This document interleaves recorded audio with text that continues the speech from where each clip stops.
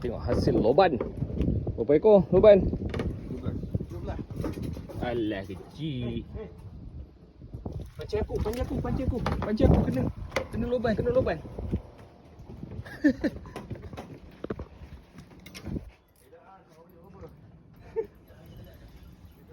Tengah duk rakam dekat bot. Tiba-tiba yang ni kena pula besar. Mana ekor tu? Kejap.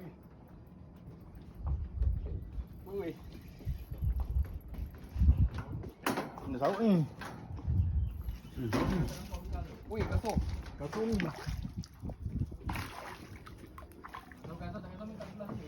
Oh. Adalah isi. Ambil. Ada isi kan? Kan? Okey, mana. Aku sambung balik rakaman. Tengok Green. Alah. Dah tengok dah kau lain pula. Oh. Bukan kau lah. Kau hero. Lama. Mantap hasil loban.